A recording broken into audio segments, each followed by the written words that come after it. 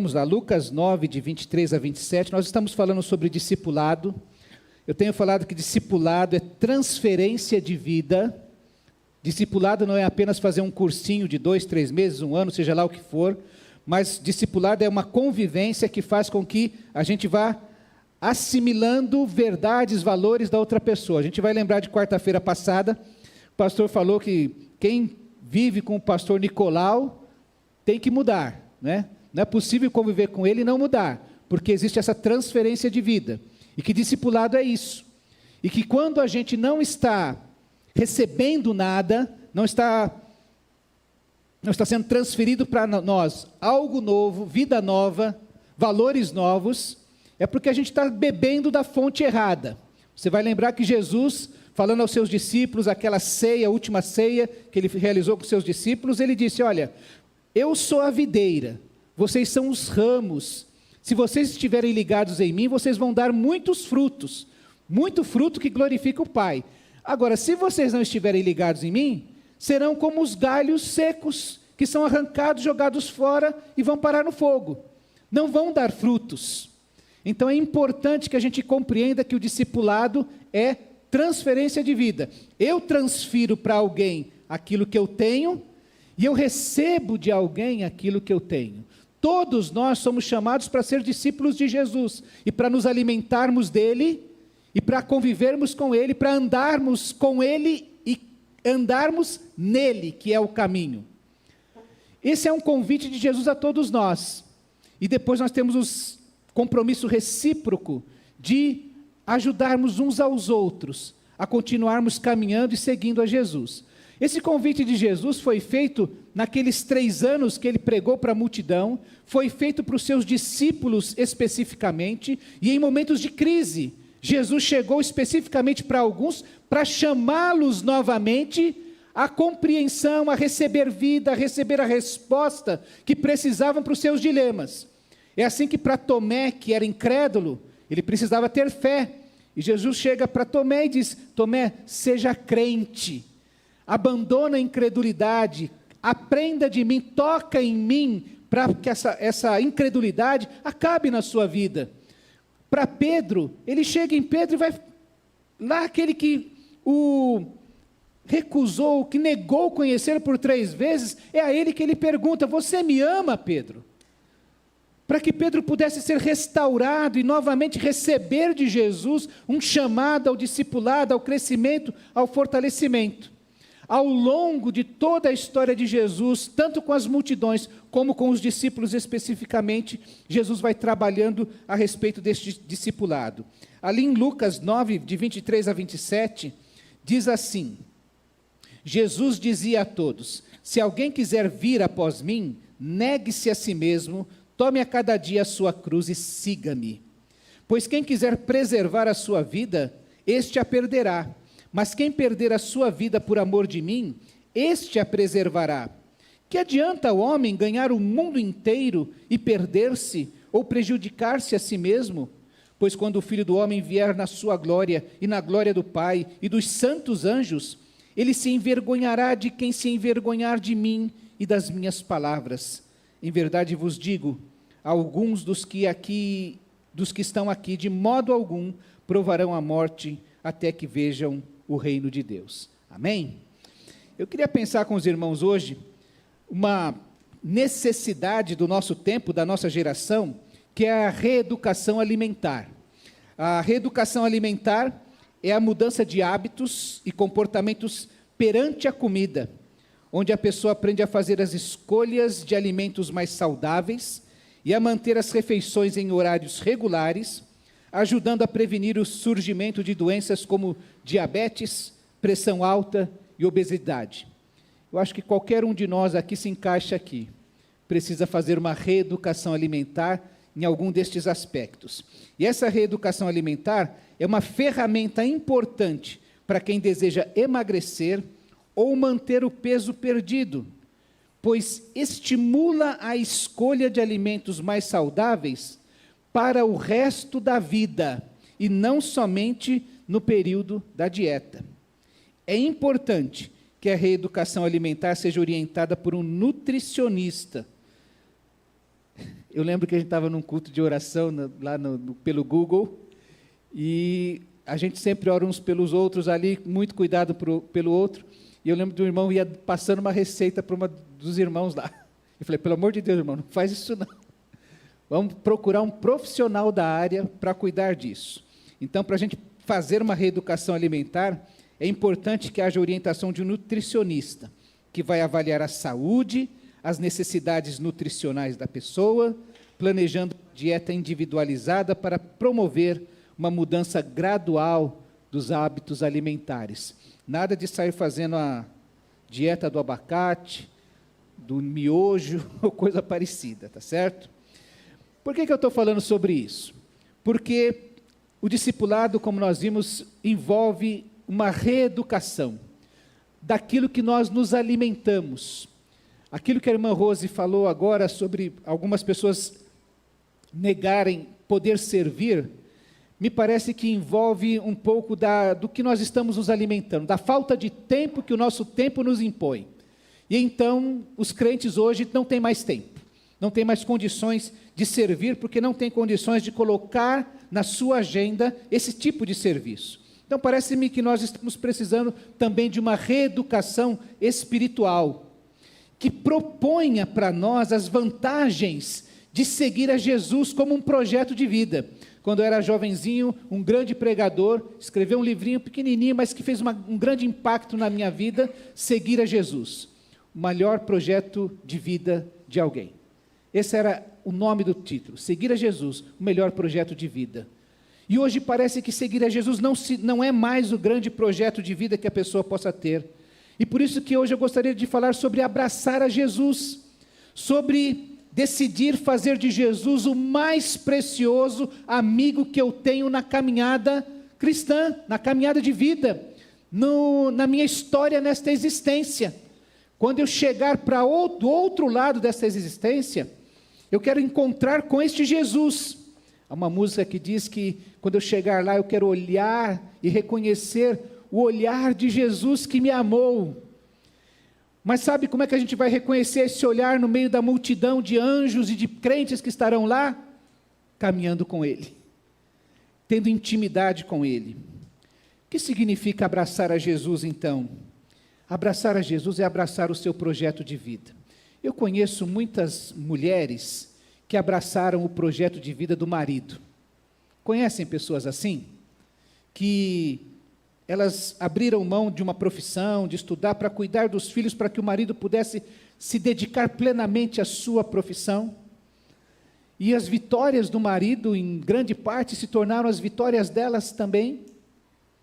Há mães, pais, que abrem mão de seus projetos para poder abraçar o projeto de vida de seus filhos.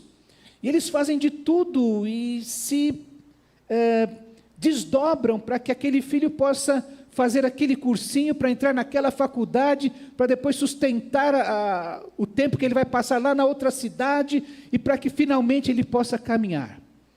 Abraçar o projeto de Jesus, abraçar a Jesus é abraçar o projeto de Jesus, de tal maneira que nós começamos a adequar os nossos desejos, a nossa agenda, os nossos próprios projetos, àquilo que agrada a Jesus. Abraçar é envolver alguém com os braços, mantendo-o junto de si. Já abraçou alguém? Eu me lembro quando meu pai faleceu, naturalmente fui eu que saí correndo atrás de tudo, né? E eu passei de um dia para o outro, praticamente sem dormir. Quando eu cheguei no velório aqui no cemitério São Pedro, estava lá o pastor José Vieira Rocha. Ele me abraçou. E aí eu desaguei a chorar. Foi quando eu comecei a chorar. E ele me abraçou e ficou segurando. E abraçar é fazer isso, é envolver a pessoa com aquele carinho. Ele é um pastor bem mais idoso que eu, naturalmente. É como se eu estivesse sendo abraçado por um pai. E abraçar a Jesus é fazer isso com Jesus. Jesus sempre nos carrega nos seus braços. Mas às vezes nós precisamos tomar atitudes que fazem com que a gente vá na direção de Jesus e o abrace. E a gente vai na direção de Jesus para nos aproximarmos dele e ouvirmos melhor a sua voz. Então eu quero convidar você a abraçar a Jesus, abraçar o projeto de vida de Jesus. E aqui nesses versículos, Lucas registra apenas, eu quero separar só 3 características deste abraçar de Jesus, desse abraçar a Jesus e abraçar o seu projeto.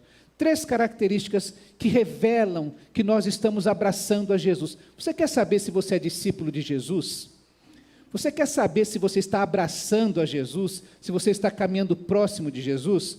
Presta atenção nessas 3 características. A primeira delas é a negação do eu, a negação do ego. Negue-se a si mesmo. E é interessante que Jesus dizia isso, ou começou a dizer estas coisas, exatamente depois de falar assim: olha, eu vou morrer, em breve eu vou ser entregue às autoridades. Veja no versículo 22, pouco antes aí, que Jesus diz assim, 21 e 22 melhor, Jesus, porém, advertindo-os, os seus discípulos bem próximos dele, ordenou que não contassem isso a ninguém, que ele era o Cristo. E disse-lhes: é necessário que o Filho do Homem, esse Cristo que vocês reconheceram aqui, sofra muitas coisas, seja rejeitado pelas autoridades, pelos principais sacerdotes e pelos escribas, seja morto e ressuscite ao 3º dia. E depois de dizer isso, dizer assim: olha, se alguém tem um megalo projeto, um megalomaníaco na cabeça aí, saiba que eu vou morrer, que essa caminhada comigo vai terminar em morte, promovida pelos escribas, pelos sacerdotes, pelas autoridades. E é diante disso que Jesus vai propor para os seus discípulos: vocês querem me seguir, vocês querem continuar me seguindo? Porque o meu projeto termina em cruz, termina em morte, esse tipo de morte. E então Jesus fala para eles exatamente isso: se alguém quiser me seguir, depois de saber que eu sou o Cristo, depois de saber que o meu projeto termina em morte, em cruz, se alguém quiser me seguir, isso é um bom desafio para nós. Isso está nas nossas mãos, no nosso coração decidir. A gente precisa, em primeiro lugar, reconhecer o nosso ego, saber que nós temos um ego, que nós somos um ego, e que nós precisamos cuidar dele. Por que Jesus diz que é necessário a gente negar o nosso ego, negar o nosso próprio eu? Porque nós, em primeiro lugar, precisamos reconhecer que o nosso ego, o nosso coração é doentio. O coração, na Bíblia, não é este órgão que fica bombeando sangue para todas as partes do corpo. O coração, na Bíblia, é o centro da nossa personalidade, é o nosso eu mais profundo, é aquele lugar que só você e Deus conhecem, às vezes nem você conhece direito. Você se surpreende com você mesmo. Já se surpreendeu com a sua maldade alguma vez? Ou quando você explode e revela para todo mundo como é que você gostaria de ser quando você não se segura, quando você não se contém, quando o Espírito não trabalha no seu coração? Esse é o verdadeiro eu. E Jesus está dizendo assim: olha, você precisa reconhecer que o seu coração é um coração doente, é um coração que tem projetos pessoais, sonhos, desejos, e que Jesus fala lá, quando está falando ainda do Sermão do Monte, ele diz: onde está o teu tesouro, aí está o seu coração. O nosso ego é revelado pelos tesouros que nós buscamos, pelos tesouros que nós desejamos. É isso que Jesus fala. E se você parar para pensar um pouquinho, lembra de Adão e Eva, lá no Éden ainda, sendo tentados pela serpente? Qual era o desejo do coração de Eva? Pelo que ela ficou tentada? Em ser como Deus. Se o dia que você comer, Deus sabe que vocês serão como Ele. Vocês vão ser conhecedores do bem e do mal. E esse desejo de ser o controlador da sua própria vida, de ser Deus de si mesmo, é algo que está intrínseco em cada... A criancinha que nasceu, nasce com este desejo de ser um rei. E quantas criancinhas são reizinhos nos seus lares, tiranos de seus pais? É assim que nós somos, desde a criação. E quando você pega as personagens bíblicas, nós poderíamos fazer uma lista de heróis da fé ao contrário. Hashtag só que não, né? Porque você pega, por exemplo, Abraão, e você, o herói da fé, o pai da fé, e você encontra um homem calculista, temeroso, indeciso, e que por fim se torna um mentiroso. Quando você pega Moisés, encontra nele características de egoísmo, pessimismo, vingativo, e no fim ele se torna um assassino e fugitivo. Quando você pega o próprio apóstolo Paulo, no fundo, nas suas entranhas estava um homem irascível, intolerante, insensível, e que consta no seu currículo diversas mortes. Ou Davi, um homem que tem um coração tão sensível, um poeta, que parece que como todos os poetas, ou como invariavelmente, um adúltero, um assassino. O povo de Israel, Jeremias, o profeta Jeremias retrata o povo de Israel como tendo um coração doente. Jeremias 17, diz assim, os versos 7 a 10, isso está falando do povo. Jeremias registra assim: bendito o homem que confia no Senhor, cuja esperança é o Senhor. Ele é como a árvore plantada junto às águas, que estende suas raízes para o riacho. Não temerá quando vier o calor, pois sua folhagem sempre estará verde, e no ano da seca não ficará preocupada, nem deixará de dar fruto. O coração é enganoso e incurável, mais que todas as coisas, quem pode conhecê-lo? Eu, Senhor, examino a mente e provo o coração, para retribuir a cada um segundo os seus caminhos e segundo o fruto de suas ações. É assim que o próprio povo de Israel, o povo de Deus, que caminhava com Deus, é retratado. Quem confia em Deus é bem-aventurado, é bendito por Deus, é abençoado por Deus, mas quem confia no próprio coração, confia num coração incurável, um doente irreversível. É assim que o nosso eu é, o nosso coração é, e é por isso que não dá para seguir a Jesus confiando no próprio coração, porque você vai confiar num eu doentio, num eu que está incurável. Agora voltando aqui para as mensagens de dos últimos 2 domingos, você lembra de Judas? Ele fazia parte daquelas pessoas que queriam fazer de Jesus um rei à força. Esse era o seu projeto, era aí que estava o seu coração. Esse Jesus que multiplica pães e peixes, ele tem que ser o rei. Vamos depor Roma, vamos depor Herodes e fazer de Jesus rei. Era o coração doente, era o coração dominado pelo seu próprio ego. Em contrapartida, nós encontramos também Pedro, um pouco antes, fazendo sua pescaria, passando a noite sem pescar nada, e aí encontra Jesus que diz: olha, põe o barco de novo na água, vamos pescar. E aí vem uma pesca maravilhosa, logo quando vai chamar a Pedro, e é quando Pedro, vendo o milagre que Jesus realiza, Pedro cai diante de Jesus de joelhos para dizer assim: se afasta de mim, porque eu sou um homem pecador.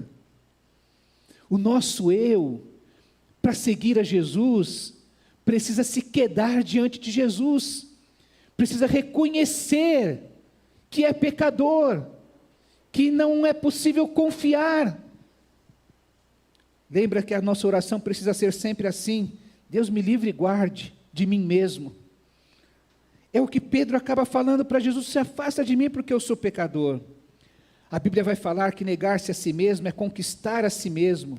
Em alguns lugares ela fala que o domínio da língua é o ponto de partida para dominar todo o corpo, para dominar toda a vida. A gente pensa que é dominar só o corpo físico, mas é para dominar tudo aquilo que acontece na sua vida. Esse é o ponto de partida. E você vai se lembrar que Deus, desde o início, se Adão e Eva tinham essa pretensão de ser seus próprios deuses, nós encontramos a sua descendência em Caim, lutando com o fato de que está dirigindo a sua vida de acordo com os seus propósitos, de acordo com os seus desejos. E a prova cabal de que o coração é completamente doente, que Caim mata Abel, por inveja, por desejar aquilo que Abel tinha conseguido diante de Deus. E a palavra de Deus para Caim é a seguinte: o Senhor disse a Caim: por que você está irado? Por que desfaleceu o seu semblante? Se você fizer o bem, não se levantará esse seu semblante? Se porém não o fizer, saiba que o pecado espreita, o pecado está à sua porta. Ele deseja governá-lo, mas você deve dominá-lo. Essa é a luta constante do ser humano. O pecado que domina, que está em nosso coração, que quer dominar, e que cabe a cada um de nós dizer não. O ser humano comum é incapaz de dizer não. É por isso que Paulo diz que nós estamos mortos em nossos delitos e pecados. Mas aquele que nasceu em Cristo, foi liberto do poder da escravidão do pecado, e agora tem em si o poder de Deus à disposição para poder dizer não ao pecado, para poder andar nos caminhos que o Senhor tem para ele, para os projetos que o Senhor tem para a sua vida. É preciso reconhecer-se egoísta. Gostei da nosso encontro na sexta-feira, porque surgiu a palavra arrogância. Eu falei, essa palavra é precisa para cada um de nós. Jesus, deixa comigo, deixa que eu sei o que eu estou fazendo. E geralmente isso dá em burros na água. Por isso que Jesus pergunta para os seus discípulos: olha, caminhar por si só, dominado pelo seu eu, pelos seus próprios projetos, ganhar o mundo, o que adianta isso? Aonde isso vai te levar? Jesus conta uma parábola daquele homem rico que tinha muitas coisas e que achava que podia descansar na sua vida. Ele ganhou na Mega Sena. Não preciso mais trabalhar, vou deixar só tudo aplicado, viver de rendas. E Jesus disse: essa noite vão te pedir a tua alma. E tudo isso que você tem, para quem vai ficar? Você vai ter que prestar contas da sua vida. E o que vai acontecer com a tua vida? O mundo, meus irmãos, nos impõe projetos. A gente precisa se graduar.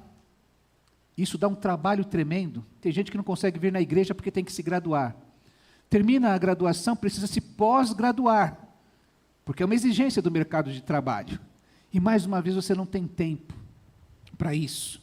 E depois que você termina isso, você precisa ter um segundo idioma, porque senão você não tem empregabilidade. E depois você precisa ter a casa própria, e vai fazendo tudo isso porque você precisa dessas coisas todas, esses projetos todos, para estar no mundo. Porque se você não tiver isso, você parece que é invisível para o mundo. E esses projetos vão entrando na nossa vida e chegam a este ponto de dizer assim: eu não tenho tempo. Eu estou de férias escolares, mas eu não tenho tempo. Eu tirei um mês de férias, mas eu já estarei cansado no dia 2, 3 e 4 de fevereiro. É um fim de semana, mas eu estarei cansado. E todos estes projetos que o mundo nos impõe, acabam dirigindo a nossa vida, porque acabamos colocando o nosso coração neles, fazendo deles o nosso projeto de vida. E isso nos afasta, inclusive, do próprio Deus. Isso é que o mundo nos impõe. Tem alguns que nós colocamos no nosso coração. Quando eu vou ganhar o meu primeiro milhão? Ninguém está obrigado a ganhar 1 milhão aqui, mas eu quero ganhar 1 milhão. Quem é aqui que não quer 1 milhão, não é? E quando ganha o primeiro milhão, a gente coloca como projeto ganhar o segundo milhão. E aí vamos atrás de milhão, enquanto tiver um milharal. E aí no final da vida você vai descobrir que aquele monte de milhão era um milharal que não valia tanto quanto você imaginava. Seguir a Jesus é negar-se a si mesmo. É colocar o seu ego, os seus projetos, sob uma avaliação diária de Jesus, do que ele pensa a respeito disso. Então, em primeiro lugar, negar o eu. Se o que você está fazendo é só o que você está fazendo, o que você quer, se nada do que você faz você submete a uma visão, a uma orientação de Jesus, cuidado, você não está abraçando a Jesus. Segunda característica é esse compromisso diário. Porque Jesus dizia: se alguém quer vir após mim, negue-se a si mesmo. Mas não basta negar-se, é preciso fazer alguma coisa. Tome diariamente a sua cruz. A cruz é o lugar onde eu sacrifico o meu ego, onde eu sacrifico o meu eu. A cruz é o símbolo de que eu estou crucificado. Eu sei que muita gente carrega um crucifixo na sua correntinha. Eu tinha um que eu colocava na lapela do paletó. Alguém tem na sua casa. E a cruz como um símbolo de que você tem uma proteção, que é verdade. Mas a cruz também é um símbolo de que não somente o meu Senhor foi crucificado ali, mas que eu, diariamente, preciso estar crucificado. A cruz, então, é este símbolo da minha própria crucificação. A cruz carregada, lembra que esta é uma condição diária. Aquilo que Paulo escreve aos Gálatas, quando diz: olha, porque por meio da lei eu morri para a lei. Mas para quê? Ele diz: a fim de viver para Deus. E para eu poder viver para Deus, então ele diz: estou crucificado com Cristo. Assim já não sou eu quem vive, mas é Cristo que vive em mim. E a vida que agora vivo no corpo, vivo pela fé no Filho de Deus, que me amou e se entregou por mim. A crucificação não é apenas fixar o eu lá, mas é assumir essa cruz como essa caminhada diária com Jesus. E os discípulos estão sendo lembrados exatamente das suas paixões e projetos diários. Vocês ouviram lá no Sermão do Monte, Jesus falando sobre as paixões prejudiciais que precisavam ser crucificadas. E ele diz assim: vocês ouviram que foi dito, não adultere, mas eu digo que qualquer que olhar para uma mulher e desejá-la, já cometeu adultério com ela no coração. Se o seu olho direito o induz a pecar, arranque-o e lance-o fora, pois é melhor perder uma parte do seu corpo do que todo ele ser lançado no inferno. E se a sua mão direita o induz a pecar, corte-a e lance-a fora, pois é melhor perder uma parte do seu corpo do que todo ele ir para o inferno. Jesus diz estas palavras no contexto do adultério. E vamos pensar aqui. O desejo vem pelo olhar. O dito popular diz que os olhos não veem, o coração não sente. Jesus já dizia isso lá 2000 anos atrás. Eu desejo, porque eu vejo, porque eu olho. Por que existem outdoors? Por que existe propaganda? Por que enquanto você está assistindo um videozinho, eles cortam? Você está assistindo os melhores momentos do jogo, seu time ganhou, daqui a pouco, pum, para fazer propaganda. Para você ver, para você enxergar aquilo e desejar aquilo. Já lhes contei, só para lembrar, da minha compra de 10 camisetas polo, não é? Que apareceu lá, desejei, comprei. O que os olhos não veem, o coração não sente, o desejo vem pelo olhar e os olhos não veem. Então, você precisa, o que Jesus está dizendo é que nós precisamos afastar do nosso olhar aquilo que pode se tornar objeto de um desejo desenfreado e pecaminoso. Abra mão do seu projeto pecaminoso. Negue o seu eu. Reconheça que o seu eu é doentio, o seu ego é doentio. Submeta os seus projetos a Jesus. Porque senão você vai correr atrás de projetos que vão terminar em morte, não a morte que vale a pena ser morrida. É isso que Jesus está falando. Abra mão do seu projeto para poder abraçar o projeto de santidade de Jesus. Sim, Jesus nos convida à santidade. Uma palavra que não é gostosa de ouvir nos dias atuais, mas foi o que Jesus disse para aqueles discípulos. Ao invés de adulterar, abraçando o seu projeto, abrace o meu projeto de vida, que é a santidade. A cruz é o símbolo da morte do meu eu. A cruz é o símbolo da obediência. Lembra o que Jesus disse no Getsemane, pouco antes de ser preso? Pai, não seja feita a minha vontade, mas a tua. E quando ele finalmente termina a sua oração dizendo isso, ele volta e encontra os seus discípulos dormindo, mas resoluto em obedecer a Deus. Levantem, vamos. E esse vamos é vamos em direção ao meu adversário. Aquele que vai me beijar, aquele que vai me entregar já está pronto. Vamos caminhar em direção à cruz, porque ele já havia avisado que o projeto dele ia terminar em cruz. Vocês querem me seguir? Negue-se a si mesmo, tome a sua cruz. A igreja cristã primitiva cantava exatamente sobre isso, lá em Filipenses, dizendo, sendo encontrado em figura humana, humilhou-se e foi obediente até a morte, e morte de cruz. Era o exemplo de Jesus, a cruz como símbolo de obediência, um símbolo da aliança que existe entre você e Deus. Aquela cruz lembra que o meu Deus veio ao mundo, morreu no meu lugar, tomou sobre si os meus pecados. Aquela cruz lembra que eu estou crucificado ali também, e que agora eu o sigo. Tem os dois lados desta cruz.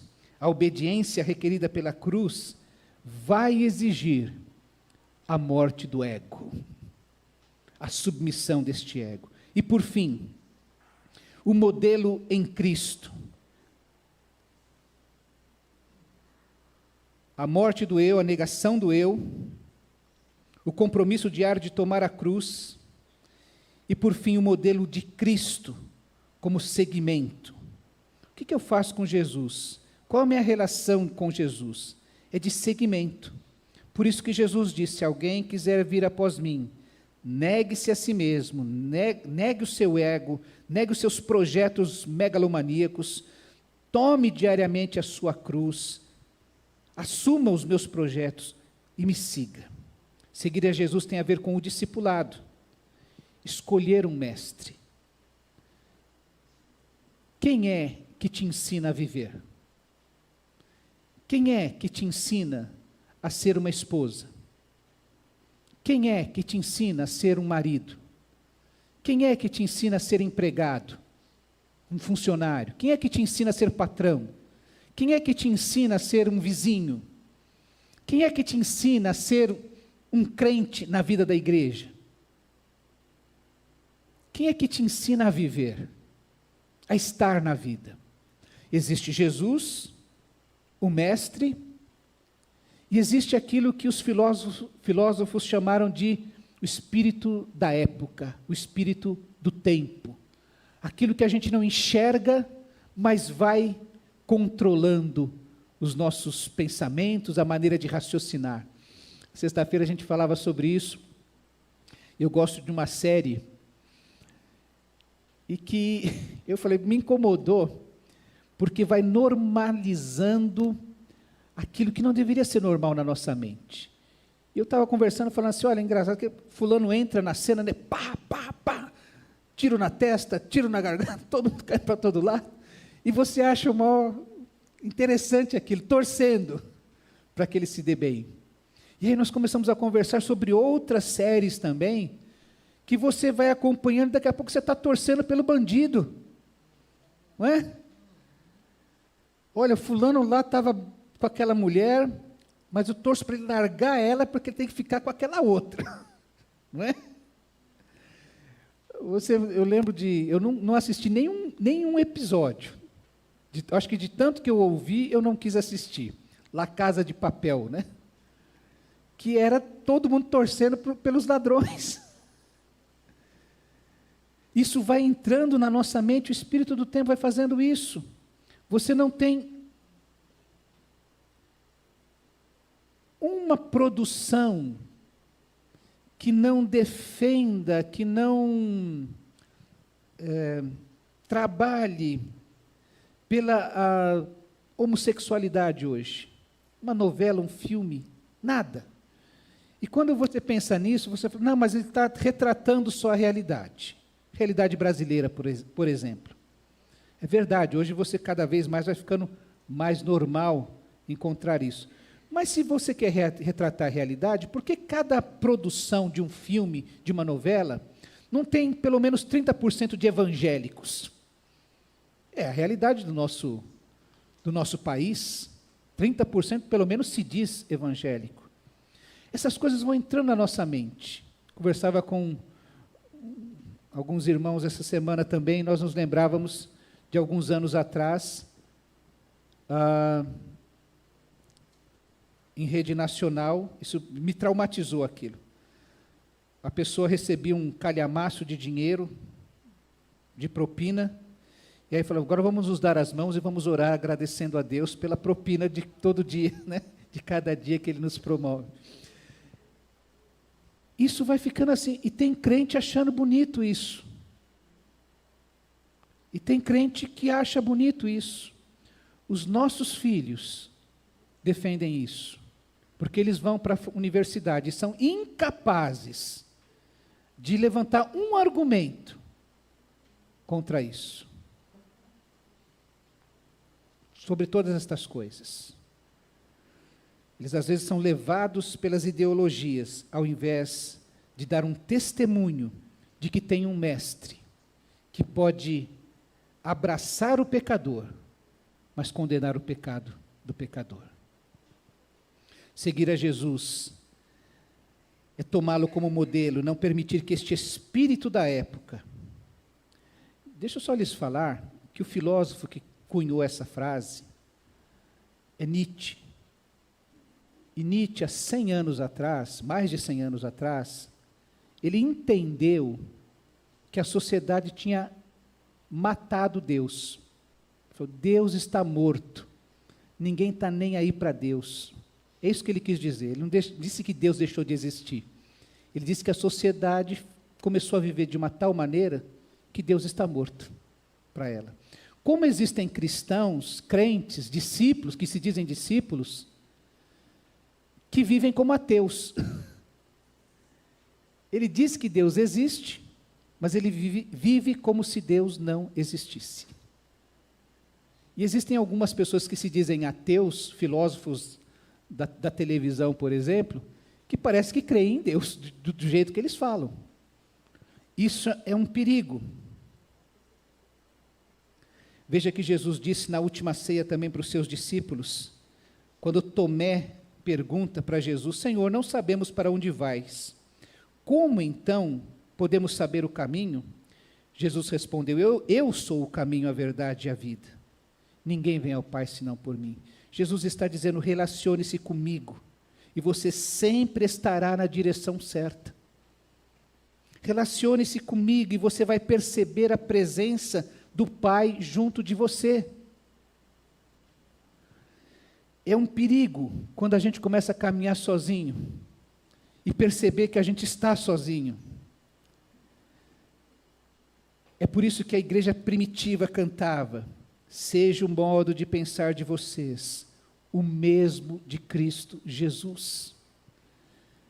Vocês têm que raciocinar com a mente de Jesus, que é o que Paulo diz lá em 1 Coríntios, quando ele fala, vocês, porém, têm a mente de Cristo, a maneira, os valores de raciocinar com Ele. Não se deixe dominar, Jesus não se deixou dominar pelo seu ego. Veja o que ele diz, Paulo escreve lá em Filipenses, seja o modo de pensar de vocês o mesmo de Cristo Jesus, que apesar de ser Deus, não considerou que o ser igual a Deus, ele não permitiu que o seu ego dominasse a sua missão. Ele é Deus, mas ele não considerou que ser igual a Deus era o que ele deveria tirar vantagens. Tem uma versão que diz exatamente isso. Não considerou que a sua igualdade com Deus era algo que deveria ser usado como vantagem. Em algumas versões que ele devia se apegar, de tal maneira que aquilo atrapalhasse a sua missão. Porque ele crucificou o ego para nos ensinar que ele disse assim, não seja feita a minha vontade, mas a tua. E a igreja cantava isso. Ele esvaziou-se a si mesmo, ele colocou o seu ego de lado para poder fazer isso, e assumiu a forma de servo, foi obediente, e ele disse que foi obediente até a morte, assumindo a sua cruz. E no começo deste hino, seja o modo de pensar de vocês o mesmo de Cristo, que crucifica o ego, que é obediente, que toma a sua cruz. Seguir a Jesus significa adequar meus sonhos e os meus projetos. Seguir a Jesus significa adequar a minha agenda de compromissos. Você não precisa deixar de fazer nada do que você faz na sua vida, mas você precisa colocar Jesus nela.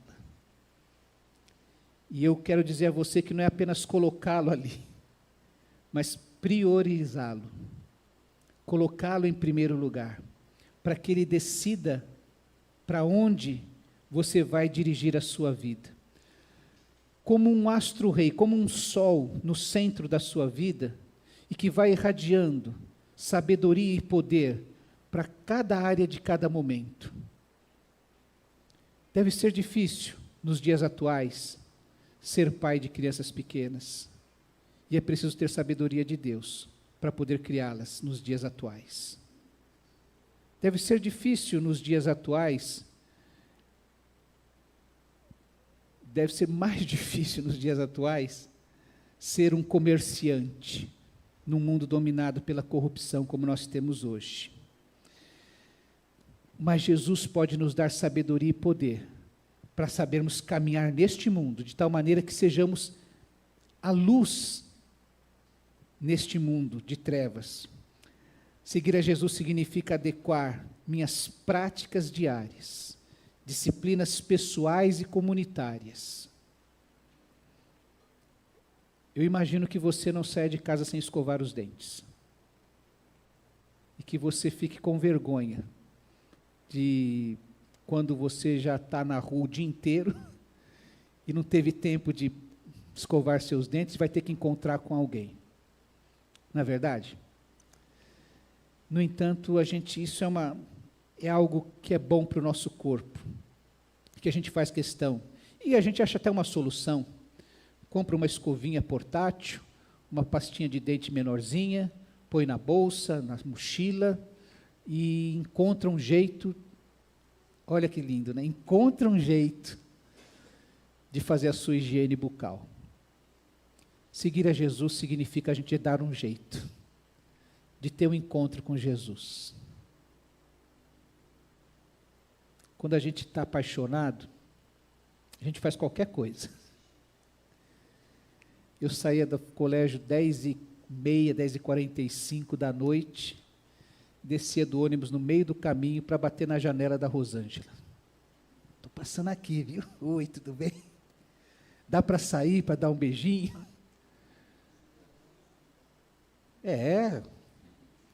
Mas é lógico, beijar é muito bom, não é?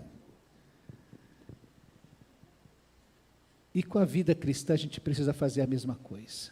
Às vezes, dar 2 minutos de oração cansados para Jesus. Às vezes, acordar um pouquinho mais cedo. Às vezes, ir para o banheiro do trabalho para poder orar um pouco. É colocar Jesus na nossa agenda. É confrontar o espírito da época. Nós somos chamados a viver uma contracultura cristã. Eu quero lembrar aqui que o pastor Milton Monte nos contou do seu filho, que vai fazer faculdade, não é? Mas vai para a Amazônia, ser missionário. Não sei qual é a faculdade que ele vai fazer, mas eu conheço pelo menos 2 pessoas que, não sendo chamados para ser pastor, missionário, ele colocou no coração deles um arquiteto que trabalha na região da Amazônia, e ele faz isso com o coração, o projeto dele é doar o seu serviço para aquelas comunidades pobres no interior da Amazônia, do Pará, naquelas regiões. Ele tem a sua profissão, ele tem aquilo que lhe dá prazer fazer, mas até o seu prazer, a sua profissão, os seus dons e os seus talentos estão colocados à disposição de Jesus para servir o reino de Deus. Eu quero terminar voltando a pensar aqui na reeducação alimentar e fazer uma pequena mudança naquilo que nós dissemos para os irmãos. Pensando numa reeducação espiritual. A reeducação espiritual é a mudança de hábitos e comportamentos perante o Senhor Jesus, onde o discípulo aprende a fazer escolhas de atitudes e valores saudáveis e manter as refeições espirituais em horários regulares, ajudando a prevenir o surgimento de doenças espirituais. Tanta depressão que poderia ter sido evitada, tanta mágoa, tanto rancor, tanta tristeza que poderia ser evitada com uma reeducação, com uma alimentação espiritual adequada. A reeducação espiritual é uma ferramenta importante para quem deseja crescer na graça e no conhecimento de Jesus Cristo, a menos que você queira continuar criança espiritual para o resto da vida, sempre dependendo dos outros, sempre sem saber para onde ir, sempre sem saber que decisão tomar, sempre sem ser capaz de ajudar ninguém, porque você não tem o que passar para ninguém, você não tem o que transferir para ninguém.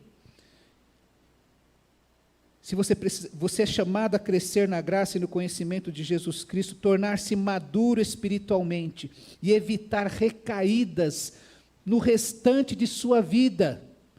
Nós falamos semana passada daquela vida de Pedro que parecia uma montanha russa, que sobe e desce, sobe e desce. Chega um momento que você precisa, os seus caminhos precisam ser aplainados, você precisa chegar no momento em que você está tranquilo, que você está constante na sua vida. Que recaídas não é o caminho, não é recorrente na sua vida. Pode ser um acidente, mas nunca, jamais ser recorrente. Você chega a um nível de maturidade que você não volta mais. Já queimou arroz? Primeiro arroz que você foi fazer sem a mãe por perto? Recém-casado? Primeiro prego que você vai bater, não sabe nem segurar o martelo? Então você erra. Mas chega uma hora que você amadurece. Não precisa nem mais de medida, né? Uma pitada de sal. O que é uma pitada de sal? O que é uma pitada de sal? Você olha assim, não, você vai a gostos, temperos, você amadureceu. Chega uma hora que o cristão precisa amadurecer e se tornar adulto e crescer. É importante que a reeducação espiritual seja orientada por um presbítero ou um líder espiritual maduro, treinado, para ajudar na avaliação da saúde e das necessidades espirituais da pessoa, planejando uma prática individualizada que possa promover uma mudança gradual dos hábitos espirituais. Sim, a gente pode mudar.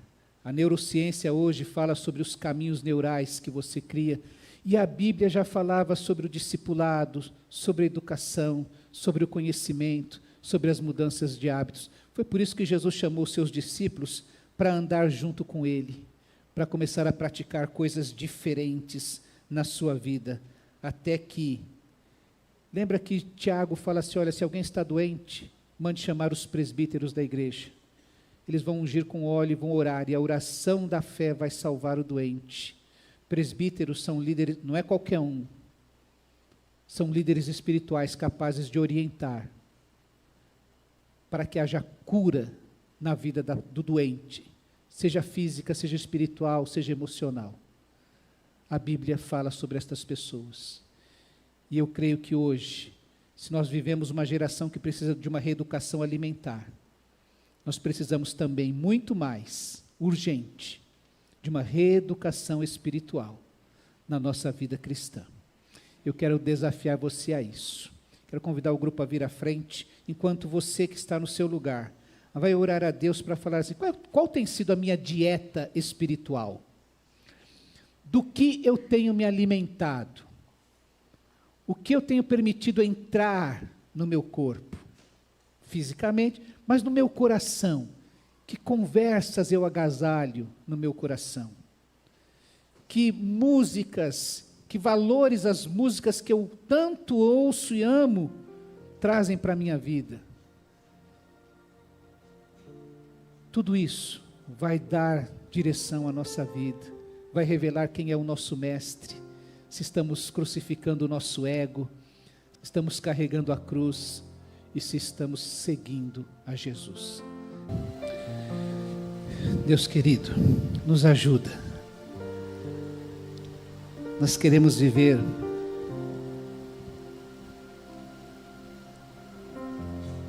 esta grande aventura de fazer do Senhor o nosso caminho, de seguir a Jesus. Então, ó Deus, nos dá a direção, nos quebranta, para que a gente coloque toda a nossa vida no Teu altar. A gente ora no nome precioso do Senhor Jesus. Amém.